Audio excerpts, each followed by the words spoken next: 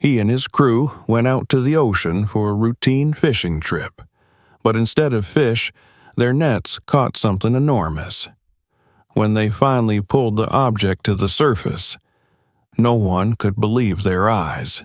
It was an old passenger plane that had been lying underwater for decades.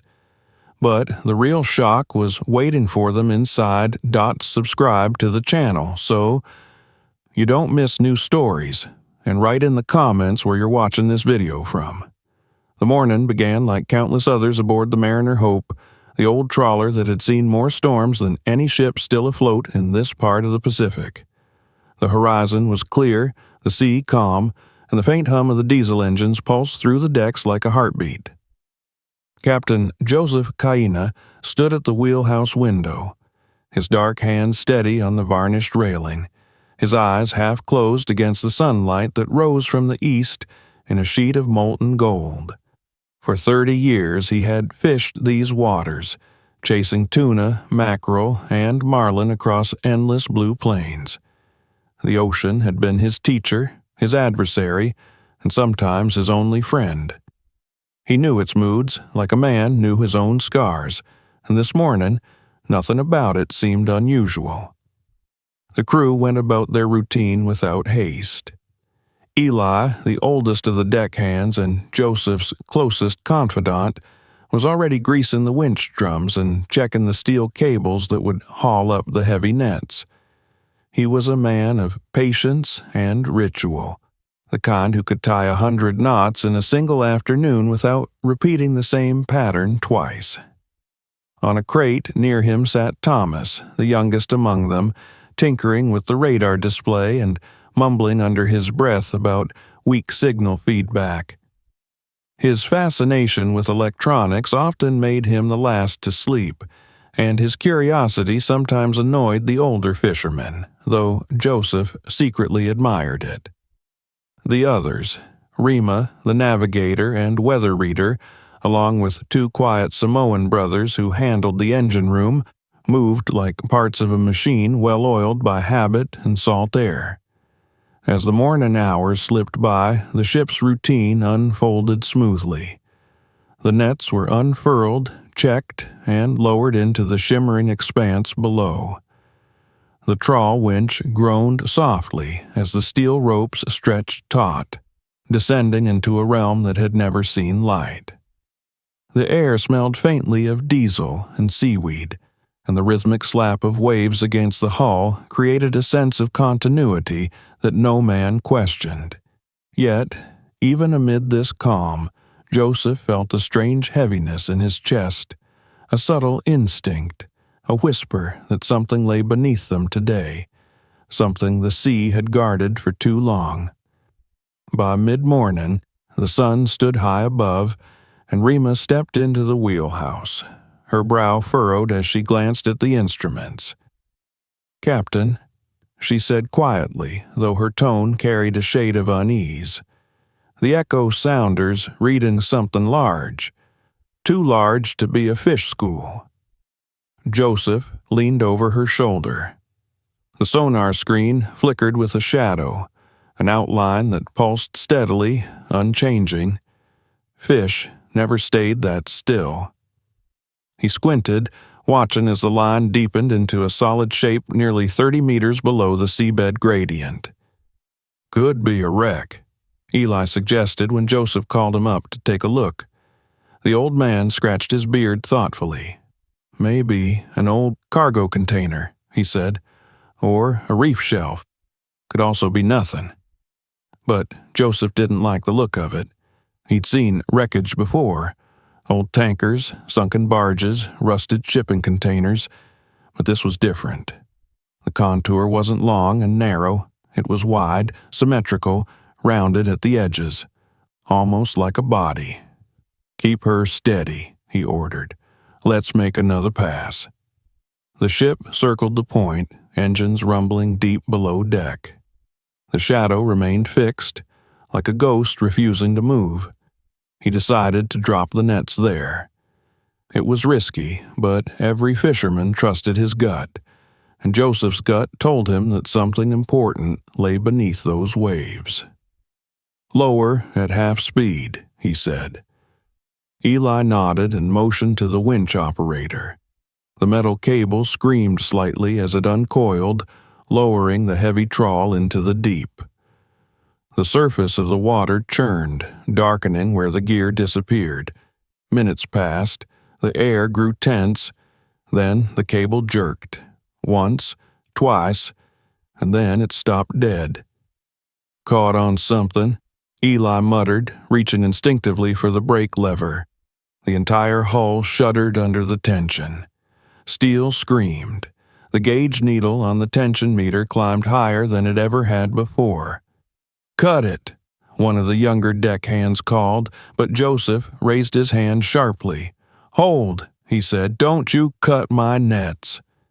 His voice carried authority that silenced the deck. He ordered the engines into neutral and moved to the deck, squinting down into the water where the sea shimmered like a pane of glass. The trawl line was vibrating, alive with strain. He could feel the weight of whatever lay below pressing against the ship itself. "That's no rock," Thomas murmured, glancing at the sonar feed still flickering on his portable screen. The shape's metallic, reflective. Joseph said nothing. His mind was working, calculating the risks, the depth, the effort it would take to haul something like that. He thought of storms he'd weathered, of engines breaking mid-sea, of near drownings, and still this felt different.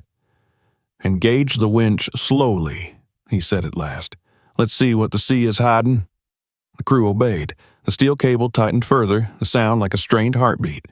The ship leaned slightly to port as tons of unseen weight resisted the pull. Water foamed at the stern, and the winch motor groaned as Eli adjusted the torque. The entire deck vibrated. Sweat beaded on every brow as minutes turned into an hour of slow, methodical retrieval. The first to break the silence was the young Samoan in the engine room. "Power's steady, Captain." At last something broke the surface, a glint, a shard of light where there should have been none. Then came the curve of metal, coated in barnacles and greenish slime. The shape grew clearer. A wing, impossibly large, its tip curved upward like the limb of a sleeping giant. The water around it frothed and hissed as trapped air escaped from within. Eli took a step back. "That's no cargo crate," he said, his voice almost reverent. "That's a damn airplane." For several long seconds, no one spoke. The only sound was the hiss of seawater dripping from the corroded structure. Joseph's pulse hammered in his ears. He'd seen shipwrecks before, but never this. Never an entire aircraft dragged from the abyss. He felt the history radiating from it, like something sacred and wrong to touch. "Steady," he ordered quietly. "Secure her to the port rigging. Don't let it roll." The crew moved quickly, wrapping the winch cables around the emerging fuselage, stabilizing it as it rocked with the swell. By now, the sun had begun to dip lower, and clouds gathered like bruises along the horizon. Rima stepped up to Joseph, her weather reader clenched in her hands. "Pressure's dropping fast," she said. "Storm coming from the west. We've got maybe 3 hours." Joseph nodded. He looked at the aircraft again. Its windows were opaque with silt, its surface blistered by decades underwater, and yet it retained its shape, its defiance against decay. They debated whether to radio the Coast Guard immediately, but the sky had begun to pulse with lightning far away, and the static on the radio grew louder by the minute. The signal cracked, died, then returned in brief stutters. "We'll report at dawn," Joseph decided. "We can't risk losing this. If we release now, the storm will take it back under." The others agreed. No one liked the idea of spending the night tethered to a ghost, but the thought of letting it sink again felt worse. As night fell, the Mariner Hope became a small island in an endless black sea. The faint hum of the generators mingled with the distant growl of thunder. The massive shape of the plane loomed beside them, half submerged, its corroded wing gleaming faintly in the light of the deck lamps. Joseph stayed on watch, pacing the upper deck while the others rotated shifts below. He could feel the weight of the thing through the hull, as if the ship itself were listening to the whisper of its long-buried secret. Rain began shortly after midnight. It fell hard and fast, drumming against the deck, washing the salt from the railings. The ocean swelled, lifting the trawler like a cork, and every movement made the cables creak in protest. Joseph's mind drifted to stories he'd heard from his grandfather, tales of spirits bound to the sea, of ships that hauled up more than fish. He did not believe in such things, not truly, but standing there, with lightning flashing on the horizon and an ancient plane rocking beside his ship, he felt the thinness between the living and the forgotten. When dawn finally came, the storm had retreated eastward, leaving behind a bruised sky and a rolling swell. The men were exhausted but unbroken. The aircraft still floated beside them, bound tightly by their lines. Its nose cone was crushed inward, but the rest of it, wings, fuselage, tail, remained mostly intact. Joseph stared at it for a long time, then turned to Eli. "We'll go inside," he said. "We need to know what this is before anyone else does." Eli nodded grimly. Thomas fetched his waterproof camera, eager despite his fatigue. Below them, the sea was calm again, deceptively so. The great shape of the plane waited silently, as if it had known all along it would one day be found. None of them could yet guess that what they had dragged from the deep was more than wreckage. It was a doorway to another story, a message written decades ago, sealed in darkness, waiting for the right hands to lift it into the light. The day was only beginning, and already the air felt heavier than it had the night before. Joseph checked the ropes one final time and gazed toward the horizon where the storm had vanished. The ocean was quiet, but it was the kind of quiet that followed a whisper, not peace. He could not shake the feeling that by pulling that plane from the depths, they had disturbed something that was never meant to rise again. Yet, he also knew there was no turning back. The sea had given them a secret, and men like him did not refuse such gifts. He took a breath that tasted of salt and rust and turned toward the deck. "Get the gear ready," he said softly. "At first light, we go in." And as the sun broke through the thinning clouds, its reflection glinted on the warped metal of the aircraft's wing.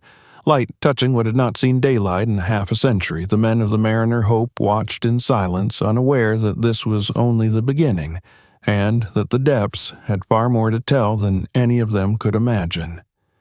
The sea that morning had the color of dull iron, the kind that carried the memory of storms. Waves rose and fell in long, tired motions, as if the ocean itself needed rest after the long night's fury. The Mariner, Hope, rode the swells like a weary beast, her decks slick with rain, her ropes stiff with salt. Captain Joseph Kaina stood at the bow, his hands clasped behind his back, eyes fixed on the shadow that floated beside them. The aircraft, massive, corroded, and ghostly, bobbed gently in the rolling current, held in place by the thick steel cables that the crew had anchored through the night. It was still hard to believe that it was real, that a fisherman's net had found something the sea had hidden for half a century. Eli joined him, his oilskin coat still dripping. "She's holding," he said, glancing at the cables. The clamps didn't slip. Joseph nodded absently. His mind was on the sky. The storm had moved east, but the air remained heavy, thick with the smell of ozone and brine. It was the kind of weather that could shift without warning, the kind that tested a sailor's patience more than any gale. Rima came up from the cabin, her handheld barometer clutched tightly. "Pressure's still low," she murmured. "The next front could turn back in half a day." Joseph looked past her at the horizon, where pale streaks of sunlight were trying to break through. "Then we have half a day to finish what we started." He gathered the crew on deck. The men stood in a semicircle, the smell of diesel and salt hanging between them. Thomas, the youngest, had dark circles under his eyes from staring at sonar feeds through the night. "We'll lift her higher," Joseph said, "not to deck level, just enough to clear the hull and stabilize her. Once she's steady, we'll go in." The plan was risky, but there was no time for hesitation. The longer the wreck stayed half submerged, the greater the chance that the sea would reclaim it. They had already lost one of their auxiliary nets. The strain on the equipment had been brutal. The aircraft's body was far heavier than they had estimated, likely filled with silt and seawater. Eli barked orders, and the crew sprang into motion. The winch engines coughed to life, filling the air with a deep mechanical growl. The steel cables trembled as they tightened, slicing through the gray water like strings drawn by invisible hands. Slowly, painfully, the bulk of the aircraft began to rise. Barnacles cracked and fell away, scattering like gravel across the surface. A wave of thick, black water poured from the plane's nose, followed by a trail of rust. The ship groaned under the tension, her deck tilting a fraction as the load shifted. Ease her now," Eli shouted. The winch operator adjusted the throttle, and the heavy sound softened into a rhythmic pulse. Every movement was deliberate. The sea demanded patience, and Joseph knew better than to fight it. The plane emerged further, revealing its corroded fuselage streaked with rust like dried blood. Its tail bore faint traces of painted letters, unreadable beneath decades of corrosion. The wings extended outward, enormous and skeletal, with fragments of torn metal hanging from the edges like tattered cloth. The more of it they saw, the greater the silence grew among the men. It was as if they had disturbed a grave. By late morning, the aircraft floated securely alongside the Mariner Hope. It was lashed to the port side by 3 heavy cables, its once smooth body now dented and scarred but intact enough to bear its original shape. The sea had done its best to erase it, but somehow it had endured. The deck was covered with puddles and coils of rope. Joseph climbed to the wheelhouse to check the position. The GPS flickered weakly. The storm had disturbed the satellites again. He traced their coordinates on the map and made a small note in his log. Recovered unidentified aircraft, coordinates 11 degrees north, 145 degrees west. Possible passenger craft, early 1970s design, preparing for entry. As he wrote, the sound of distant thunder rolled faintly in the west. Rima's voice came over the intercom, steady but tense. "Captain, wind's shifting south. You've got maybe 5 hours before she circles back." Joseph sighed. 5 hours will do." He pocketed his pencil, took his waterproof jacket from the hook, and went back on deck. The air was thick now, charged with moisture, the light flattened by clouds. The ocean glimmered darkly, its surface rippling with unseen currents. "Thomas," he said, motioning the young man over, "bring the inspection kit. We're going in first. Eli, you're with me."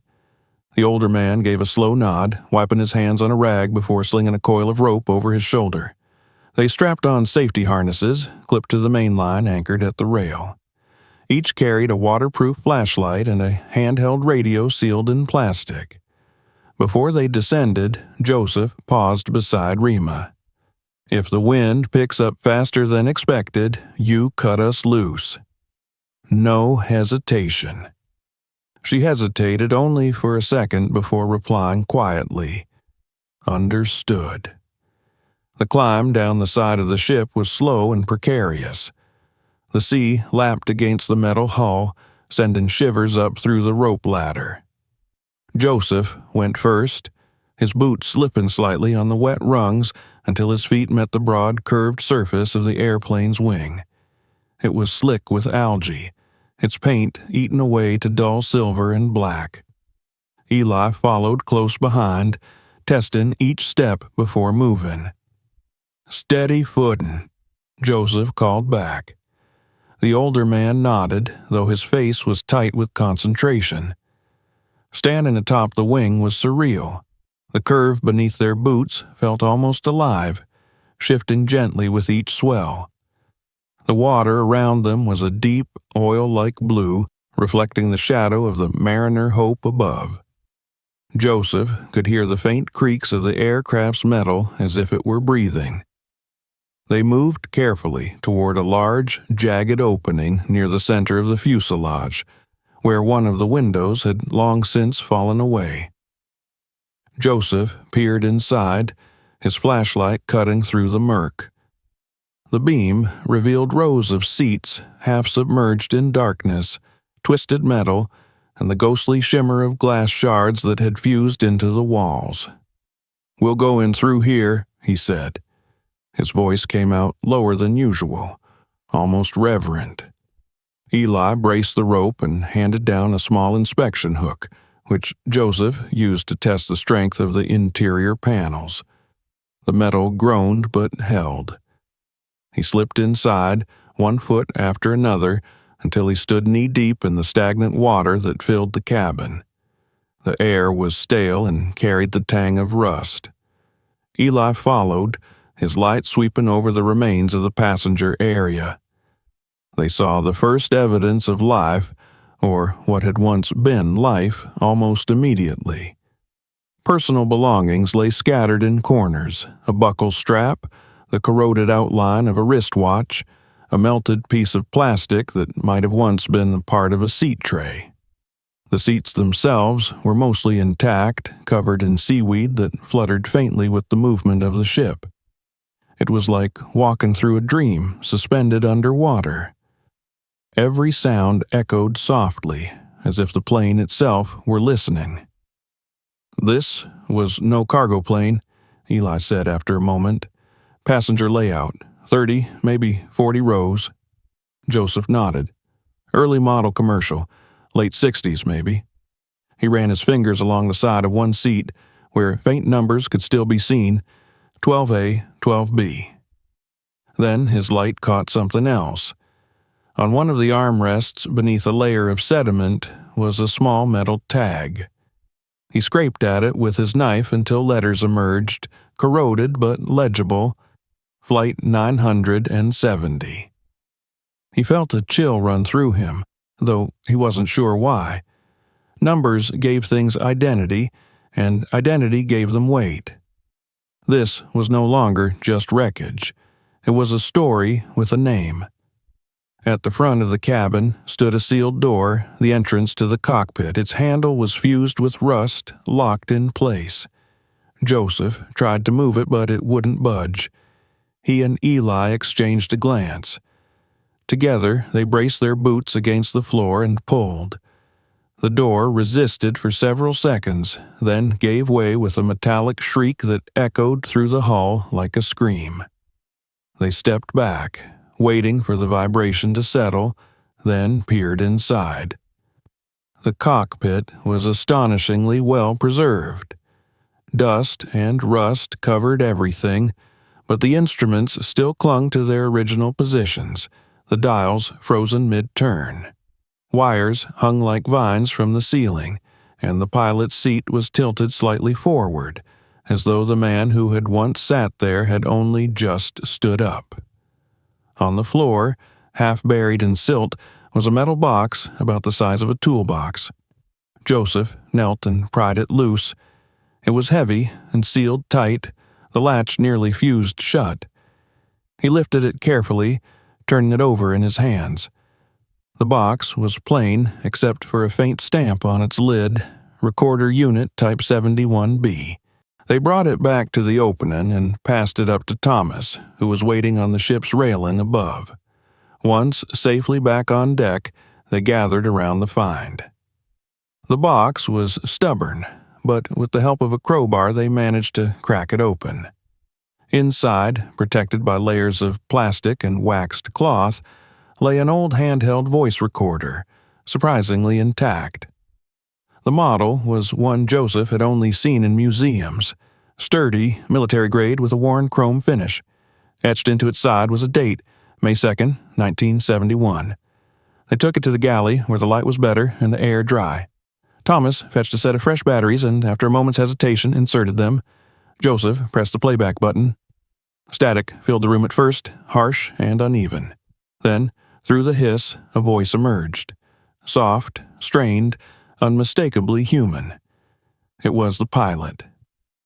"This is Captain Harlan Pierce, Flight 970, the voice said. "Engine 1 failed at 0400 hours. Severe turbulence. We've lost navigation. Heading east by north toward a visible landmass. Fuel low. Passengers calm, preparing for water landing." The tape crackled, skipped, then continued. "Impact survivable. We'll deploy rafts. Coordinates." There was a pause, a rustle of paper, and then numbers read slowly, clearly. "If anyone finds this, follow them. We're heading to the island." The voice trailed off, replaced by the steady hum of static. No one spoke for several minutes. The weight of the recording filled the room. It was one thing to find a relic. It was another to hear the voice of a man long dead. Joseph finally exhaled and looked at Rima. "Plot those coordinates," he said quietly. "We're going to find that island." Outside, the sky had begun to darken again, the horizon fading into the low gray belly of a returning storm. The sea groaned softly against the hull. Rima unfolded the charts and calculated the bearings. 30 nautical miles north-northwest, she said. "If we leave now, we can reach it by evening." Joseph nodded. He turned off the recorder, sealing it back into the waxed cloth. "Secure everything," he ordered. "We're moving." The men went to their posts, the engines roared to life, and the ship's bow turned toward the unseen island. As the Mariner Hope began to move, the abandoned plane drifted behind, still tethered for the moment, its corroded surface gleaming faintly in the dim light. Joseph watched it from the wheelhouse window until it disappeared into the mist. He felt the strange pull of it, as if part of himself remained behind with that ghost in the water. The storm clouds shifted restlessly above, the wind picking up just enough to ripple the flags. Rima adjusted her compass, her fingers trembling slightly as she whispered the coordinates under her breath. The crew, though weary, moved with renewed purpose. They were no longer fishermen chasing the day's catch. They were searchers now, men chosen by accident to uncover a story that the sea had hidden for 54 years. And as the trawler cut through the gray waters toward the distant horizon, Joseph couldn't shake the feeling that something, or someone, was waiting for them there. The Mariner Hope rode the uneasy swells like a tired sentinel as the day drew on, pushing steadily toward the coordinates the pilot's voice had left behind. The ocean was restless, still trembling from the retreating storm. Dark clouds hung like curtains in the distance, and rays of light pierced through them in trembling streaks that glinted on the endless gray water. Captain Joseph Kaina stood in the wheelhouse, his hand resting on the worn brass of the compass housing, while Rima leaned over the chart table, tracing their progress with a pencil. The recorded coordinates were only a few nautical miles ahead, But before they could leave this site completely, Joseph wanted one more look inside the aircraft. Something in that hollow voice, the way it spoke about survival, about an island, had left questions gnawing at his mind. There were details he hadn't noticed, things that could matter later. The plane still floated beside them, tethered like a wounded creature refusing to sink. Its corroded shell groaned faintly as the waves nudged it, and streaks of oil rose from somewhere deep within, spreading into iridescent patches on the surface. The smell of old fuel and iron clung to the air.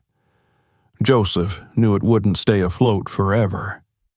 The weight of decades underwater had already weakened its structure, and the pressure of the winch cables strained against its twisted frame. He decided this would be their last inspection before cutting it loose. What they didn't find now would likely be lost forever when the ocean finally reclaimed it. Eli joined him on deck, the lines of fatigue deepened around his eyes. The old fisherman moved slower that morning, his joints stiff from the night's work, but his gaze was steady. "You're going back in," he said rather than asked. Joseph nodded. "One last time. I want to make sure we didn't miss anything in the cockpit. There might be a logbook or something sealed in there." Thomas, standing nearby, tightened the straps of his safety harness and said he'd come too. Rima, silent but worried, watched as they prepared. The clouds to the west were thickening again, and she could feel the weight of another storm waiting beyond the horizon. Descending to the plane felt different now that they knew part of its story. The shadow beneath them wasn't just wreckage. It was a message from the past, something that had carried lives, hopes, and voices through the sky before vanishing into the sea. The rope ladder creaked as Joseph climbed down, the salt spray stinging his face. The wing of the plane rocked slightly under his boots, slick with condensation and sea growth. He steadied himself, then turned to help Thomas step down beside him. Together, they crossed the curved surface to the open window they had used the day before. The water line had dropped slightly overnight, leaving streaks of salt on the fuselage like scars. Inside, the air was heavier, and the smell of decay stronger. The sunlight, filtering through the broken windows, painted everything in a sickly green hue. Their flashlights cut through the murk, revealing details they hadn't noticed before. The delicate patterns of corrosion on the walls, the faint outlines of stickers once pasted above the passenger rows, the brittle remnants of seatbelts still fastened as if their owners had obeyed the final command to brace for impact. The silence inside was absolute, except for the occasional pop of trapped air escaping from the floor panels. They moved carefully through the aisle, avoiding loose fragments of aluminum. Joseph felt the eerie sensation that the plane was watching them, as though its hollow body held memories too old to fade. At the far end of the cabin, near the galley section, Thomas's flashlight caught something metallic half buried beneath layers of silt. He crouched, brushing it gently with his gloved hand. It was a nameplate, probably from the interior door, its letters barely legible beneath the corrosion. Monarch Airlines, Passenger Service Division. The find confirmed what Joseph had begun to suspect. Monarch had been a small regional carrier that went bankrupt in the mid-1970s. No record of any of their planes had ever been listed as lost over the Pacific. The mystery deepened. They continued forward toward the cockpit, their beams of light shaken across the corroded surfaces.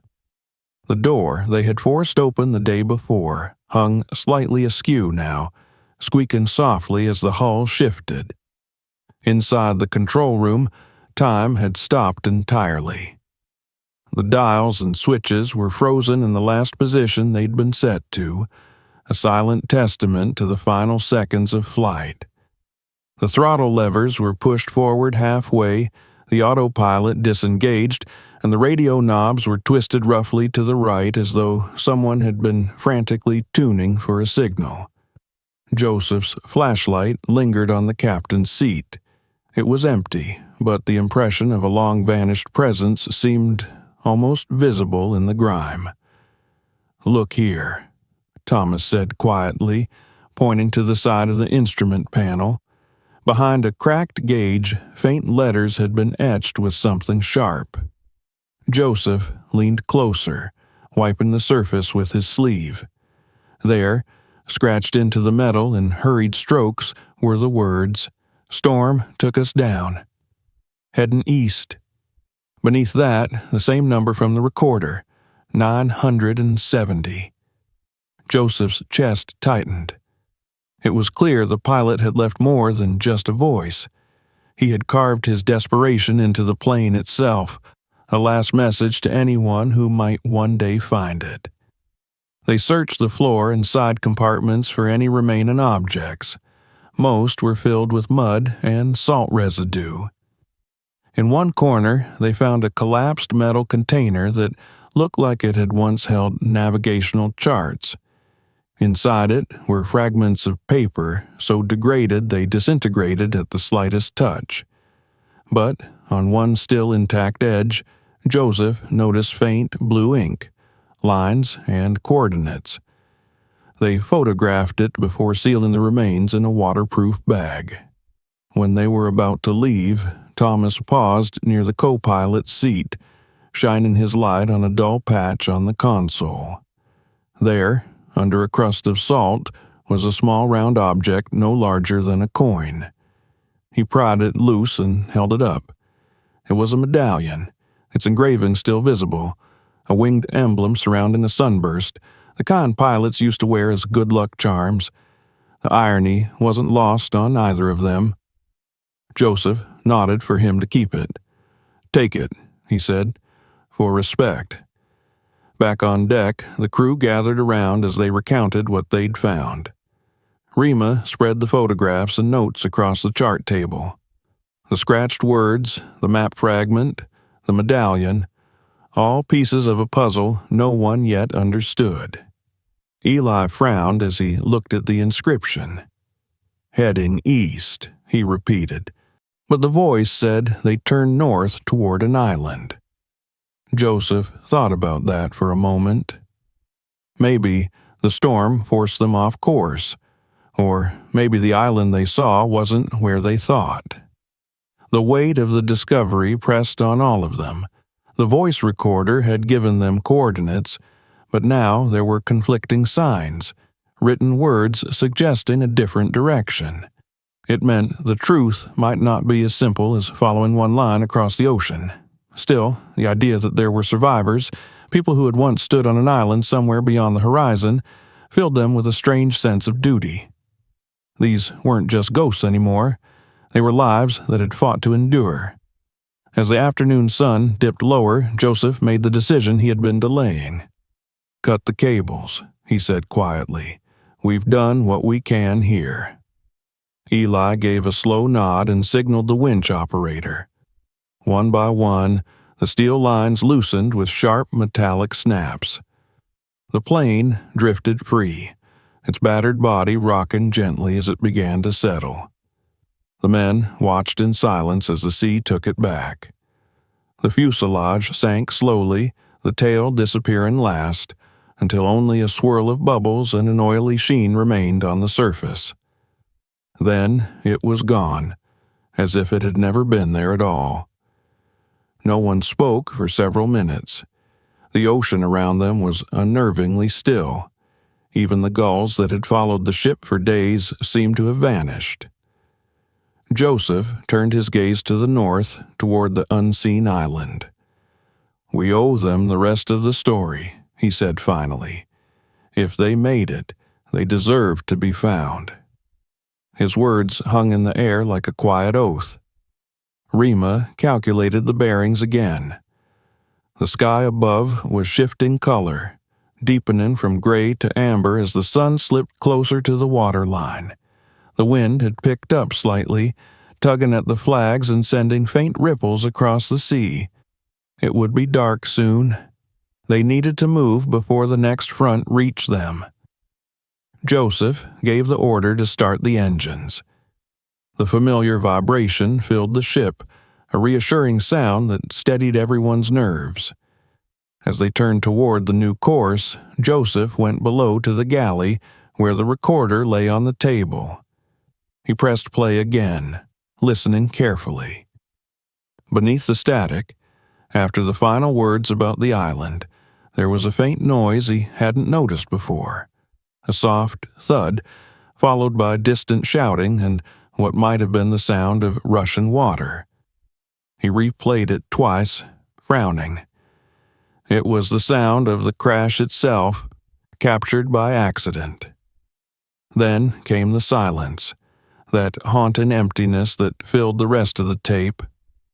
He turned it off and set it down gently, feeling as though the pilot's voice had followed him back to the present. By nightfall, the Mariner Hope was moving steadily northeast. The air cooled, carrying the faint scent of rain from the west. The sea reflected the last colors of sunset, streaked with crimson and violet. Above them, the first stars began to pierce the darkening sky.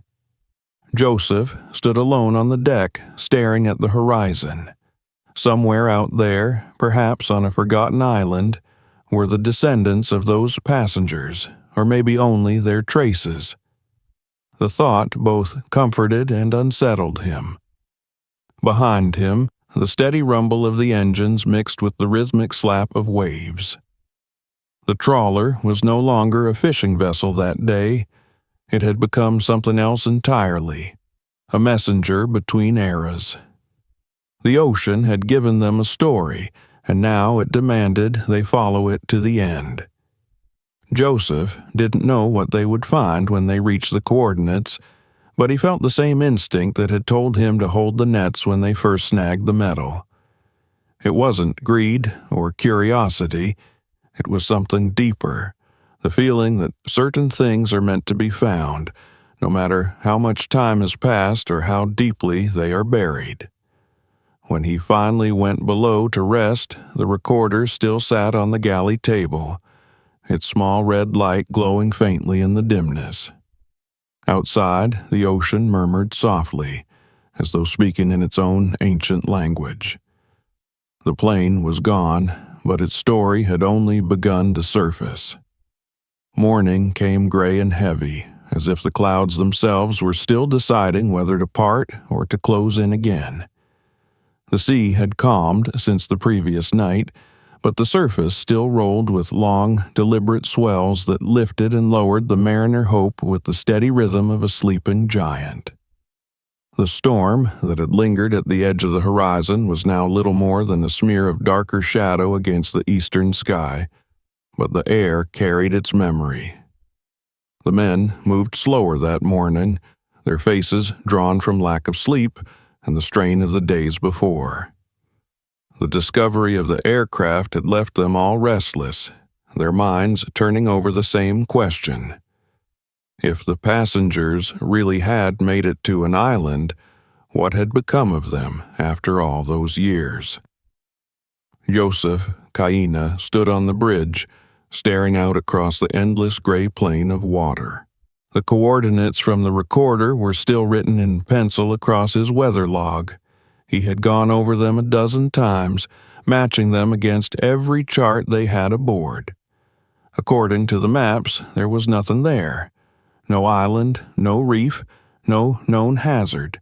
Just open ocean, as empty as the day it was first charted. Yet the voice on the tape had been calm, clear, and certain. There had been no desperation in the pilot's tone when he gave those numbers, only purpose. He had believed the island existed. Rima entered quietly, her weather gear half zipped and her hair damp from the mist. She carried a mug of coffee that steamed faintly in the cold air. "Barometer's steady for now," she said, "but the wind will turn east by noon. We should make our move before then." Joseph nodded, his eyes still on the sea. "Plot the exact heading for the coordinates," he said. "We'll go at half throttle until we're sure." She moved to the chart table, her pencil tracing the faint grid lines with a practiced ease. "If the current holds, we'll reach the area in 6 hours," she said.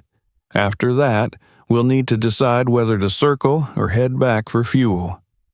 Eli appeared next, rubbing the stiffness from his shoulders.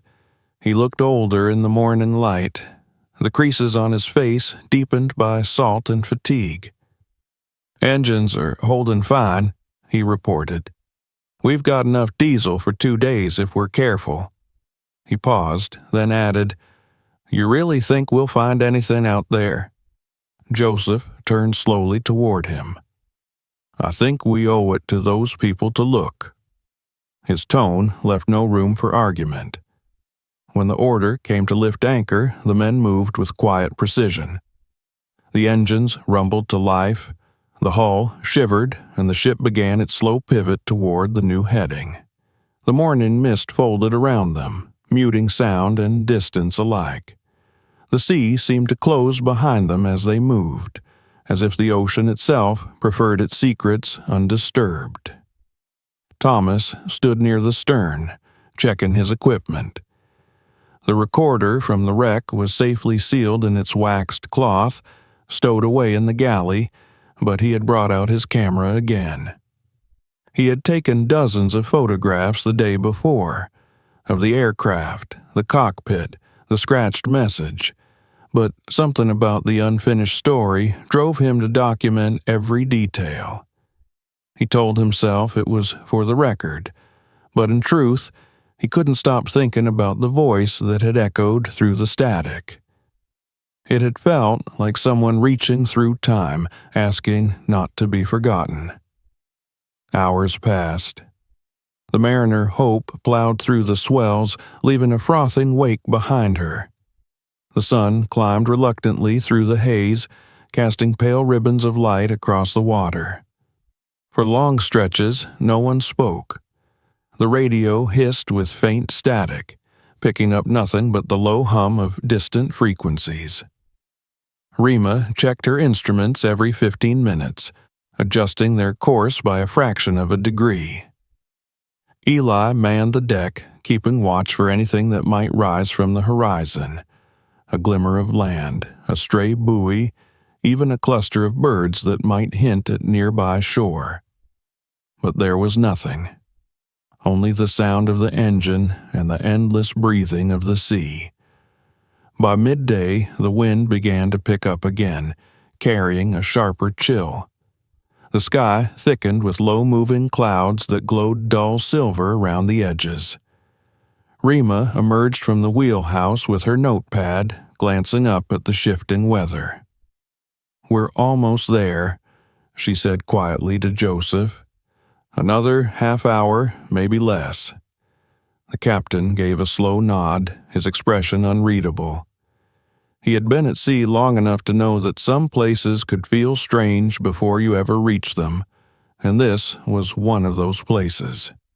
The air felt heavier, as if charged with something unseen. When the coordinates finally came up on the navigation screen, Joseph reduced speed. The ship's engines lowered to a throaty murmur, and the crew gathered at the rails, scanning the horizon. At first, there was nothing. No outline, no shadow, no hint of land. Then, as the light shifted, Thomas pointed ahead. "There," he said. Faint and uncertain, something broke the smooth line of the horizon, a darker patch, low and uneven, like a mirage rising from the water. Rima adjusted her binoculars, squinting. "It could be an atoll," she said, "or a reef." But as the ship drew closer, the shape solidified into a small island, maybe 2 miles long, covered in a tangle of green vegetation and surrounded by pale sand. It looked untouched, uninhabited, the kind of place no map had reason to remember. The men exchanged glances. They had all been expecting it, and yet could hardly believe it was real. Joseph exhaled slowly. "Bring us in," he said. Half speed, we'll anchor offshore." The engines rumbled again, and the Mariner Hope moved toward the island. The sea around it was shallow and startlingly clear, revealing coral shelves and ridges of rock beneath the turquoise surface. It was a beautiful sight, but the beauty felt wrong. Too silent, too still. Not even the cry of a seabird broke the air. When they dropped anchor, the chain rattled through the hawse pipe and splashed into the shallows. Joseph studied the island through binoculars. The shoreline was lined with the palm trees bent by years of wind, and the central ridge rose slightly toward the north, ending in a jagged cliff. There were no huts, no boats, no smoke, yet something about the beach caught his attention. He focused the binoculars again. There, at the edge of the sand, half buried by driftwood, was a shape too regular to be natural, a length of metal gleaming dully in the sunlight. They lowered the small motorboat and loaded supplies: rope, water, flashlights, and a medical kit. Joseph, Eli, Thomas, and one of the Samoan deckhands named Kala climbed in. Rima stayed behind on the bridge to maintain radio contact. The outboard engine sputtered, then roared to life, and the boat cut across the water toward the shore. The sand rose up to meet them, fine and pale as bone. As they stepped out, the air felt warmer, thick with the scent of salt and vegetation. The beach stretched silent in both directions. No footprints disturbed the sand except their own. The only sound was the faint hiss of the surf. The piece of metal Joseph had seen was indeed man-made, part of a panel, curved and corroded, the paint long gone. When they turned it over, faint numbers were visible beneath the oxidation: 970. The same number that had been carved into the cockpit wall. Joseph stared at it for a moment before saying softly, "They made it here." They moved inland through the palm grove, careful to mark their path with strips of orange tape. The ground was soft and littered with dried fronds. Deeper in, the light dimmed beneath the canopy, and the air grew stiller. The forest floor was a mixture of sand and loam, crossed by shallow depressions where water had once pooled. After a few minutes, they came upon something unexpected: a clearing, its perimeter outlined by stones that had clearly been placed by human hands.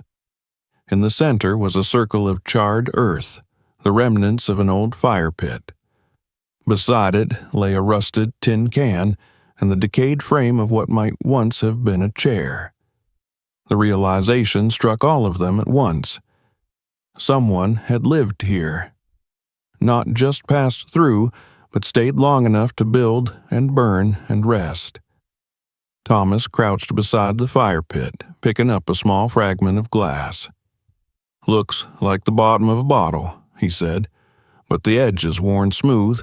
It's been here a long time." Eli scanned the surrounding area, his eyes narrowing. "No bodies," he said, "no bones." His tone carried a note of both relief and unease. They searched further. At the far end of the clearing, partially hidden by overgrowth, they found the remains of a makeshift shelter. Bamboo poles lashed together with rope made of twisted vines. Fragments of canvas stretched across the top. It had long since collapsed, but traces of human order still clung to it. A rusted knife blade lay nearby, its handle rotted away. On one of the bamboo poles, someone had carved a series of short vertical lines, tally marks. There were too many to count.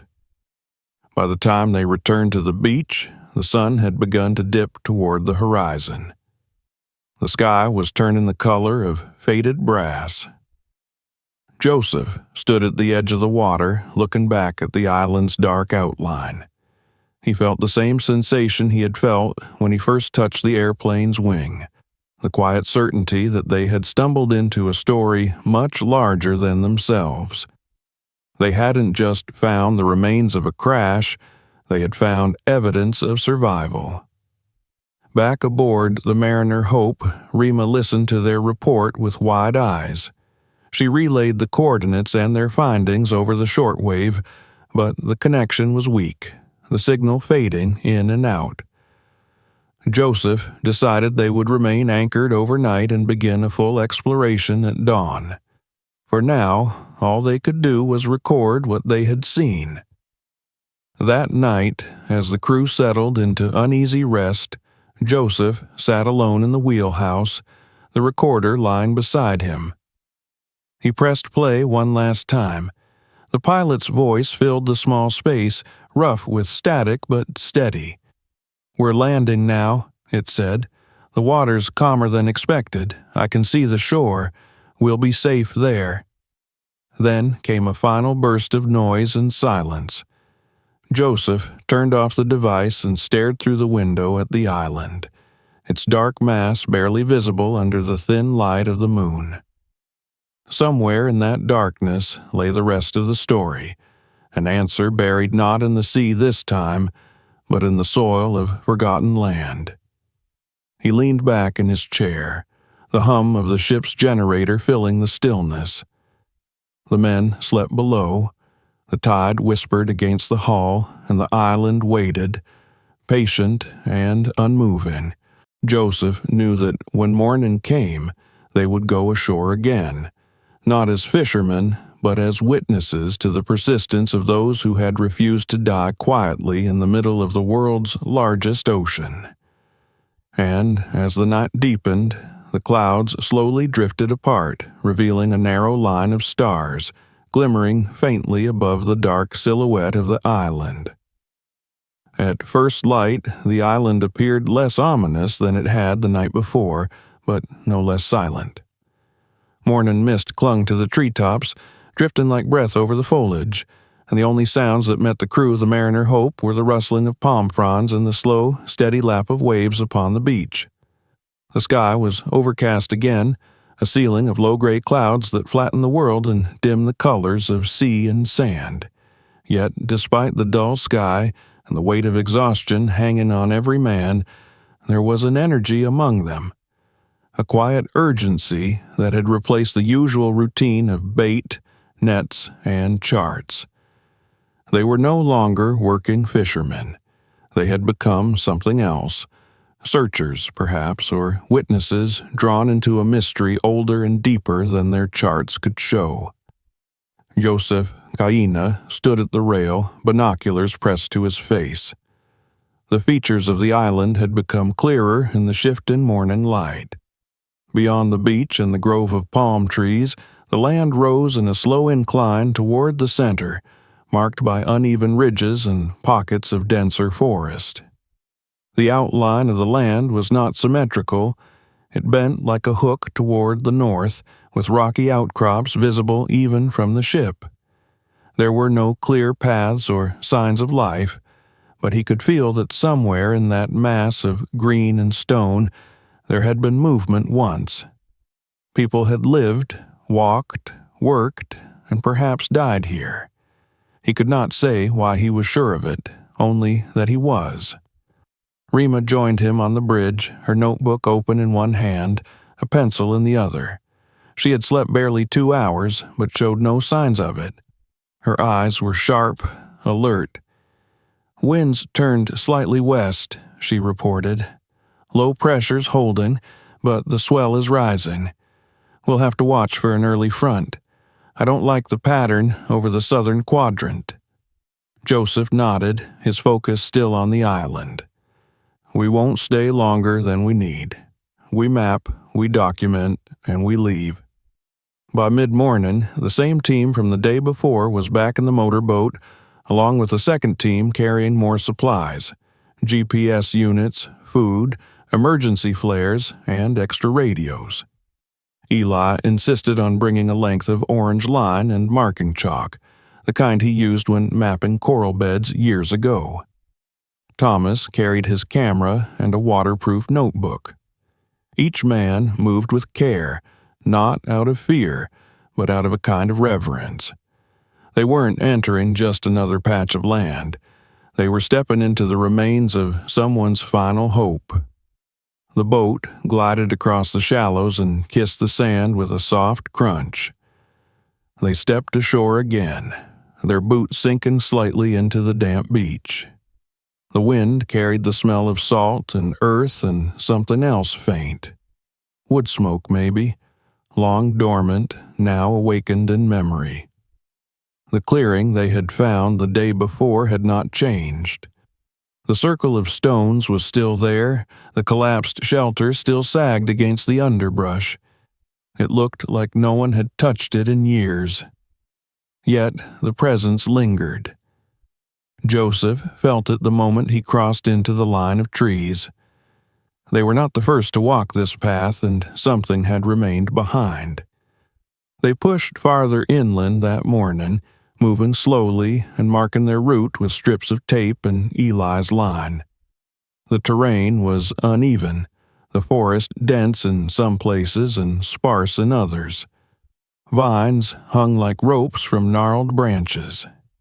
The ground was littered with fallen leaves, coconuts cracked open by animals, and once the scattered bones of a bird bleached by the sun.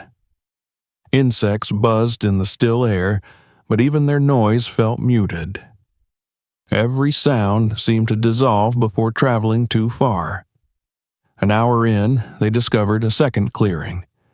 This one was larger, with a shallower incline, and more obviously shaped by human hands.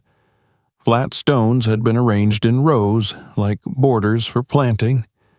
Within the outlines grew wild, untended plants, ferns, sprigs of something that might once have been cultivated herbs, and rows of vines now overtaken by nature. Thomas crouched to examine the soil. It was a garden, he said. A long time ago, someone tried to live here for real. At the edge of the garden, a line of bamboo stakes had been driven into the ground. Most were broken or collapsed, but two still stood, bound together at the top by a strip of cloth faded to pale gray. When Joseph approached and touched the fabric, it crumbled under his fingers. Nearby lay a half-buried pot, cracked, blackened on one side, and still holding the curved fragment of a fish spine. The realization crept in gradually, tightening across their faces. This hadn't been a temporary camp. This had been home. They fanned out cautiously, documenting every piece of evidence. Eli found a woven mat half consumed by moss.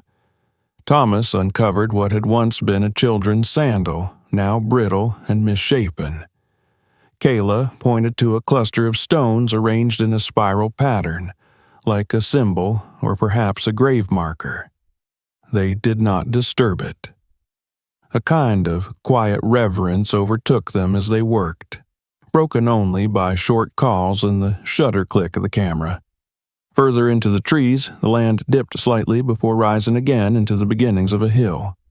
There, half hidden beneath vines and brush, they found what had once been a structure, larger than the shelter in the first clearing. It had walls made of tightly lashed poles and a roof that had collapsed inward. Inside, protected by the collapsed ceiling, they found more artifacts: a rusted knife blade, a metal canteen, a piece of fabric with a crude drawing etched in soot, a figure with long arms and radiating lines around it, possibly the sun. Eli's voice dropped to a murmur as he said, "They were trying to hold on." No one asked what had happened to the people. The absence spoke loudly enough: no bones, no remains, no journals, no final message. Yet everything in the camp told them that life had gone on here, possibly for years. Children had played, food had been cooked, tools had been crafted. The survivors of Flight 970 had not perished in the sea or the crash. They had fought to survive, and for a time, they had succeeded. They rested beneath a broad-leafed tree near the largest structure, drinking water and reviewing what they had found. Joseph sat in silence, holding the metal medallion Thomas had found in the cockpit. He turned it over in his hand, staring at the faded symbol on its face. He didn't need words to understand what it meant. The pilot had been here too. The voice from the recorder had not vanished into the ocean. It had walked these same paths, gathered food in these same clearings. The question was not whether they had made it. It was what had happened after. Thomas broke the silence with a low voice. They didn't all die here. Joseph looked up. What do you mean? There's too little here, Thomas said, gesturing to the shelter. Not enough remains for a large group. I don't think this was the end. I think they moved on. Eli nodded slowly. Could be right. Maybe they outgrew the island. Maybe they needed more water, more space. Joseph stood. Or maybe they went looking for rescue. They moved back toward the beach as the afternoon shadows lengthened. Along the way, they passed one last piece of evidence. In a small hollow, sheltered from the wind, someone had carved a message into the trunk of a tree. The letters were crude but unmistakable. We go west, wind good. The words were old, softened by years of growth, but still readable. It was the first and only deliberate message they had left behind. By the time the group reached the boat, the sky had darkened again. The wind had shifted, bringing the distant scent of rain. Joseph looked once more at the island, now a silhouette behind them, its secrets partly revealed, partly withheld. He felt no fear, only a growing certainty that they were on the edge of something important. These people had survived a disaster, built a life, and then left, chasing the hope of more. He could feel the pull of that same hope now, pulling them westward. That night, the crew sat together in the galley, reviewing photos, notes, and sketches. Rima recorded everything in her journal, while Thomas scanned the images into his laptop. They spoke little, the silence between them filled with the weight of what they'd seen. Joseph listened quietly, watching the faces of his crew. He had seen them through storms, near disasters, long hauls, and empty nets. But never had he seen them this way, so deeply invested in something far beyond the reach of profit or obligation. Outside, the rain began to fall, tapping softly on the metal roof. The sea shifted again, the swell rising slowly, gently rocking the ship. Joseph stood, walked to the galley table, and unfolded the chart. His finger moved westward, across the map's blank spaces, to where no islands were marked but where the message on the tree had pointed. He circled a patch of ocean with his pencil and looked at the others. Tomorrow, he said, his voice calm but firm, we follow them. Dawn broke over the western horizon with a strange quiet, casting a soft copper hue across the ocean's long, rolling face. The sky had cleared just enough for light to fall in streaks over the deck of the Mariner Hope, painting the rigging and rusted rails in pale gold. The rain from the night before had passed, leaving a stillness behind it that was neither calm nor restful. It was the silence of anticipation, the kind that comes before a decision must be made and can no longer be postponed. The island where they had uncovered signs of life now lay behind them like a dream they had only just begun to understand. Joseph Kaina stood at the prow, the morning breeze tugging gently at the collar of his jacket, his eyes fixed westward. The message carved into the tree remained vivid in his mind. We go west, wind good. He had studied the charts late into the night, tracing bearings across the empty stretches of ocean, comparing known currents with the possible direction of a drifting raft. The survivors had built something on the island, that much was certain. They had planted, fished, raised shelters, and left behind traces of a community. But something had changed. Necessity, ambition, or the slow erosion of hope. Whatever the reason, they had set out again, carving their decision into living wood, a farewell to a place that had kept them alive. Now it was up to him and his crew to see where that trail led. Eli appeared beside him, rubbing sleep from his face. He leaned on the rail, looking toward the horizon. "No sign of land on the radar," he said quietly, "but the current here flows steady west. If they built a raft and had the wind behind them—" He didn't finish the sentence. He didn't need to. They were all thinking the same thing. If the raft had held, if the current had been kind, if the weather hadn't turned, there could be something waiting out there. Joseph gave a small nod.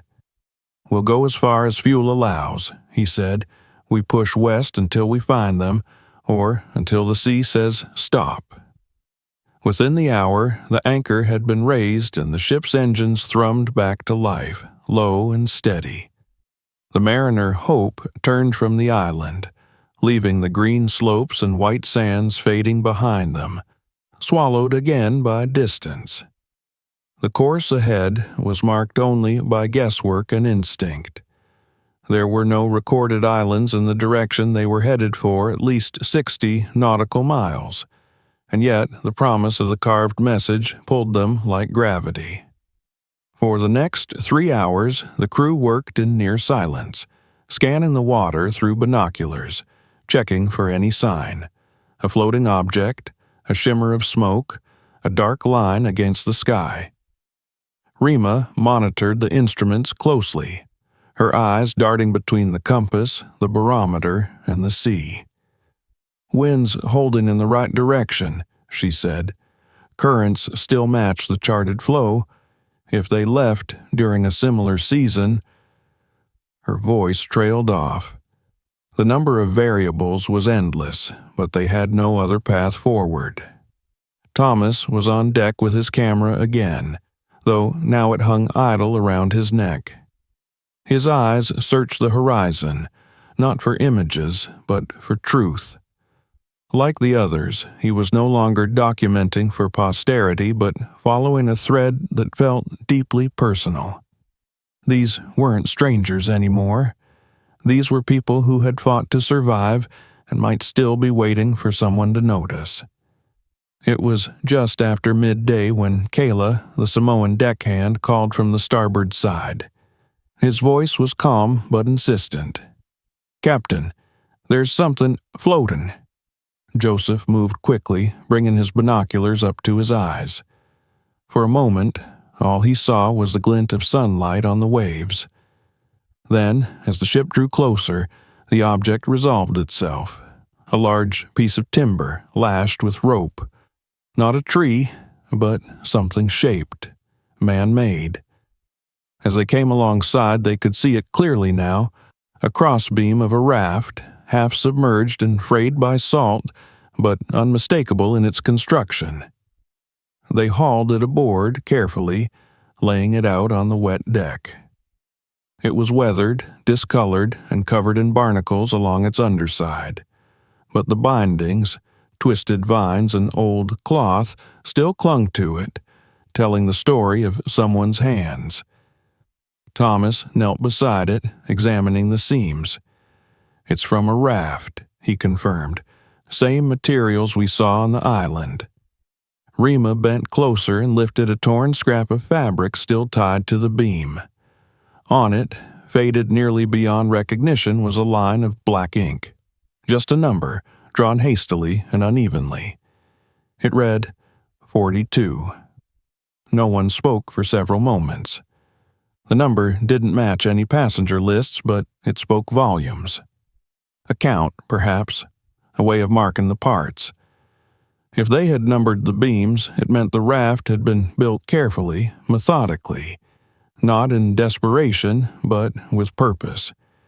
They had planned this voyage, at least as much as the sea ever allowed. Joseph stood slowly. "They came this way. We keep going." The ship pushed on through the afternoon, the ocean turning deeper blue under the brightening sun. Hours passed. The sky cleared further, and with it came a change in the water. The current grew stronger, the waves tighter and more uniform. It was a flow Joseph recognized, an outward stream that curled between undersea ridges. If the survivors had built a raft and launched it into this current, it would have carried them straight ahead for dozens of miles. And then, just as he was beginning to think they might lose the trail, the sea offered another sign. A piece of driftwood floated past the bow, then another, then a flash of something white. They slowed the ship and turned slightly north, following the drift. That's when they saw it. A cluster of birds wheeling low over the water. Not the scavenging kind that followed ships, but coastal birds. Nesters. Their presence meant land. Joseph's heart leapt, and he shouted down to the engine room, "Bring us in slow!" 15 minutes later, the outline appeared, a smear at first, then a shape, then the clear rise of land over the horizon. Not a large island, maybe 3 or 4 miles across. Rocky cliffs lined one side, but a flat stretch of sand spread along the southern edge. Palm trees clustered inland. It looked untouched, unmarked, yet the crew had learned better than to trust first impressions. As they approached, Thomas whispered, "Please be here." He didn't even realize he'd said it aloud. They anchored a short distance from the shore. The water was shallow and clear, filled with darting fish and swaying weeds. The motorboat was lowered again, this time more carefully, as if the crew already sensed what they might find. Joseph, Eli, Thomas, and Rima went ashore together, leaving the others to hold position. As their boots sank into the warm sand, they moved slowly, scanning for footprints, debris, any trace of life. At first, there was nothing, only the wind and the waves. Then Rima stopped and pointed. There, at the edge of the beach, in the shadow of a palm, something had been carved into the bark. A symbol, a spiral, nearly identical to the one they'd seen outlined in stones on the first island. Below it, the number 5. They followed the tree line, hearts pounding. In the grove beyond, they found it. A village. Not ruins, not bones or broken shelters, but a real, living village. Huts made from wood and thatch, raised slightly off the ground. Fences woven from reeds. Gardens with rows of unfamiliar vegetables. A pen holding animals, small pigs, chickens. Everything quiet, still, empty, no people. The silence returned, heavier than before. They moved into the village cautiously, calling out in several languages, English, Samoan, Spanish, but there was no reply. Then, from the far side came the sound of footsteps, dozens of them and voices. From the trees emerged figures, men and women, barefoot, sun-darkened, cautious. Some held tools, wooden spears, knives of shell. They were strong, alert, and silent. Among them were children, watching with wide eyes. Then, stepping forward from their midst, came an older woman. Her hair was white, her skin weathered, her back slightly bowed. She raised a hand, not in fear, but in greeting. Behind her, another figure moved. A man. Tall, thin, with white hair and sharp, bright eyes. He looked at Joseph, then past him as if searching for something. When he saw Thomas, he stopped. He smiled. "You found us," he said. His voice was rough with age, but steady. "I always hoped someone would."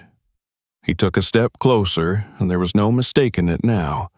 He was the pilot, the voice from the recorder, the man who had led his passengers into the unknown and who had somehow survived to welcome the world back again.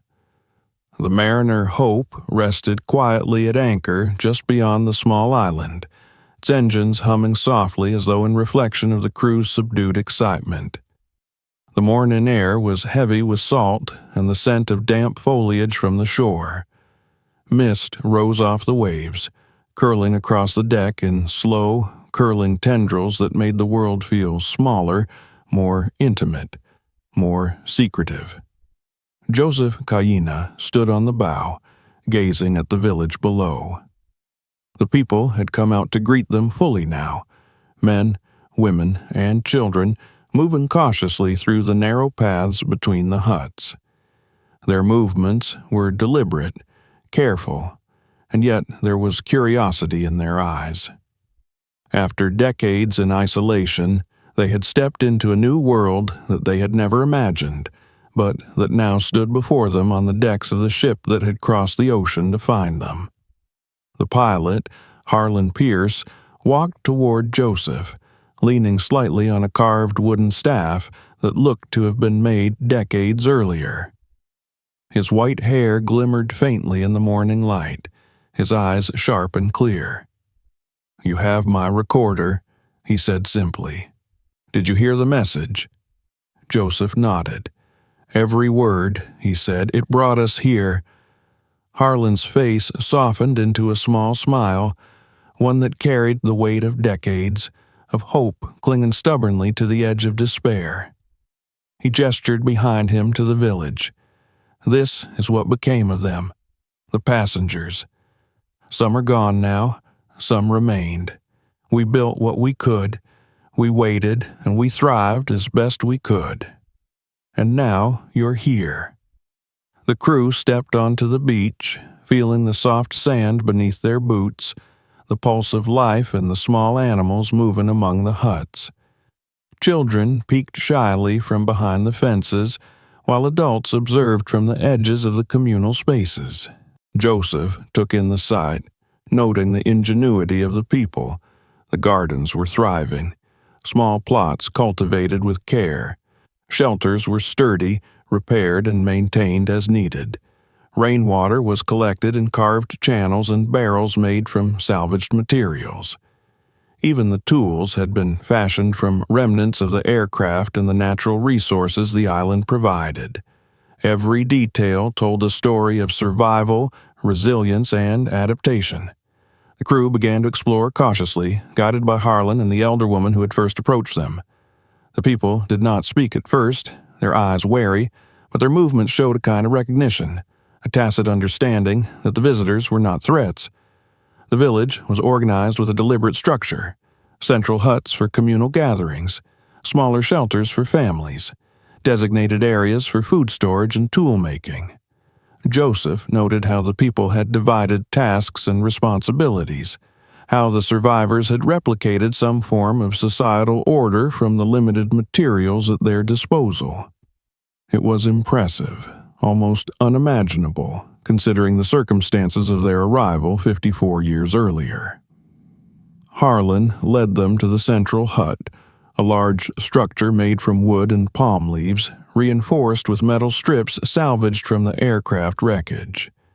Inside, the walls were adorned with maps, sketches, and remnants of notes, some of which were decades old.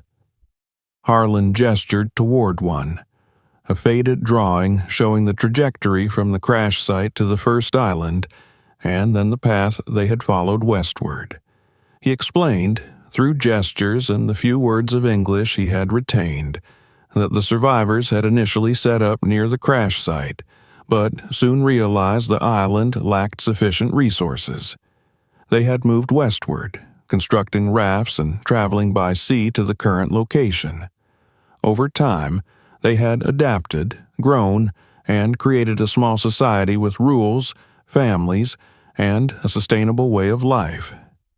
The crew observed quietly, absorbing every detail.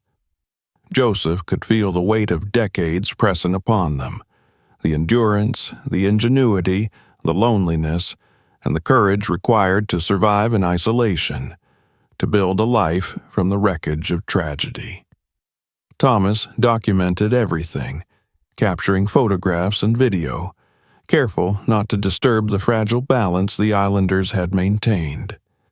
Eli moved among the people, observing the techniques they had used to cultivate food, repair shelters, and manage water. He whispered observations to Joseph, who nodded, understanding the significance of every improvised detail. This was not simply survival.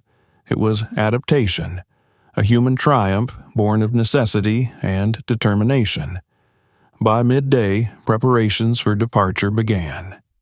The ship had enough room to accommodate everyone, but Harlan and the elders called the community together to discuss the future. The younger generation seemed hesitant, unsure whether to leave the only world they had ever known.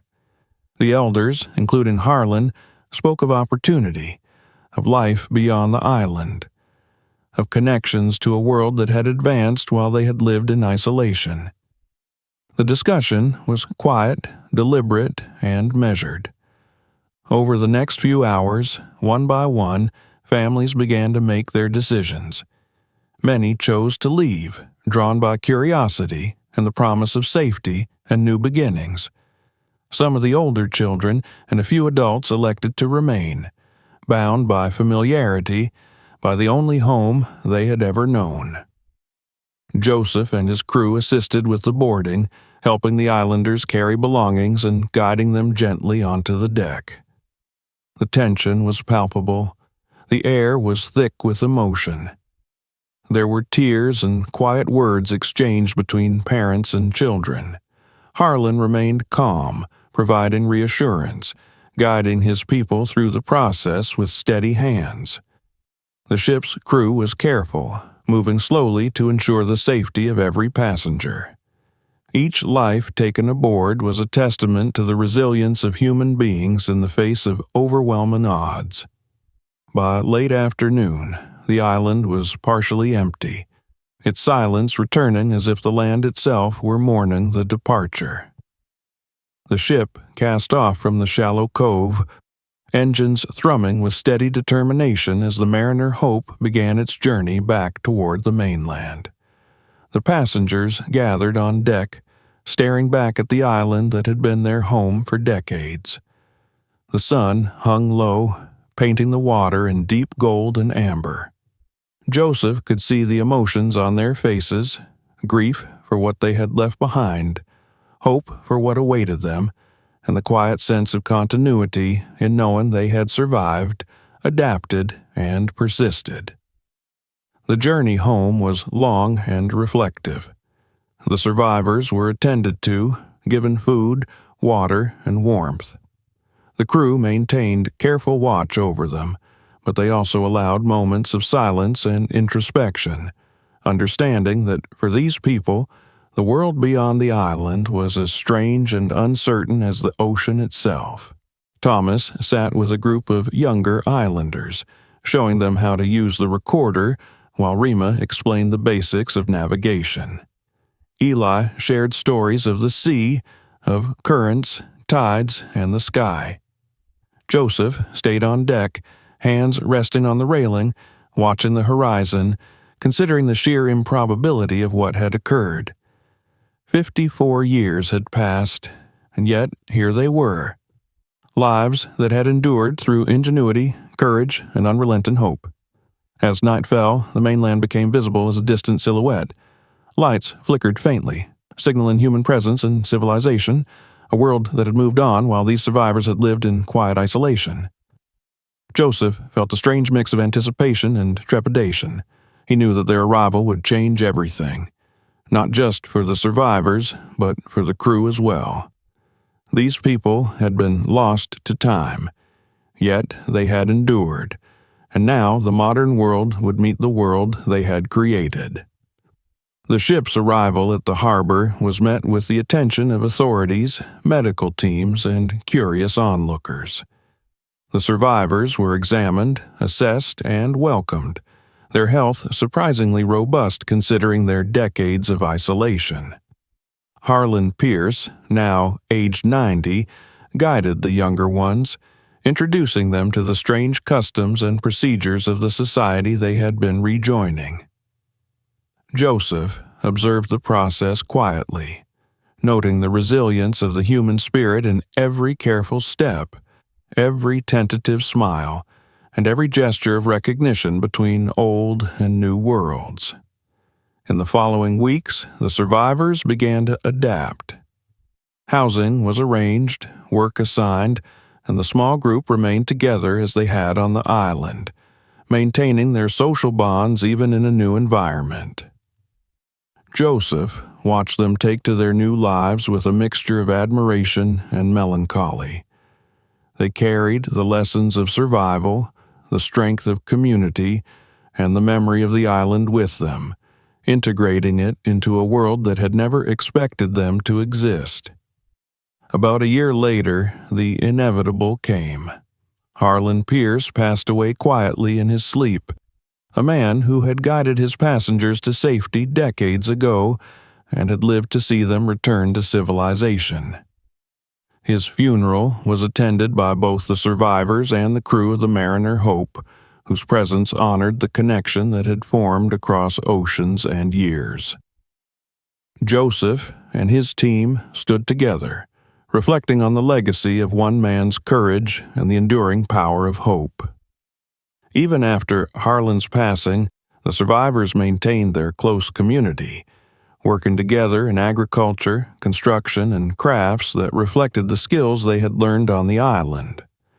Though the new world was foreign, they adapted quickly, guided by the memories of the life they had built in isolation. The island remained behind them, invisible across the horizon, yet it lived on in their hearts.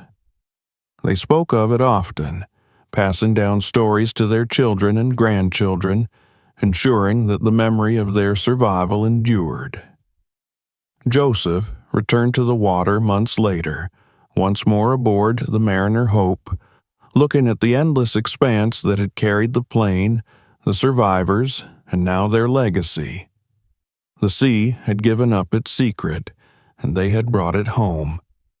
Yet, as he stared at the horizon, he knew that mysteries remained, stories still hidden beneath the waves, and the echo of survival lingered in the salt and wind. The world had changed for these people and for the crew, but the memory of what they had witnessed, the lives they had saved, and the endurance of those who refused to be forgotten would remain with them forever. The ship sailed onward, leaving the past behind but carrying its lessons, and in the quiet, Joseph understood that some stories were not meant to end. They were meant to be discovered, followed, and remembered, even as the ocean waited patiently for the next secret it would release. If you enjoyed this incredible discovery, make sure to subscribe now so you never miss a story like this. Hit the notification bell to be the first to uncover the world's most unbelievable secrets with us. Don't stop here. Check out our other videos and see what hidden treasures, lost mysteries, and shocking finds are waiting for you next. And remember, share this video with friends who love real-life adventures. They won't believe what's coming next.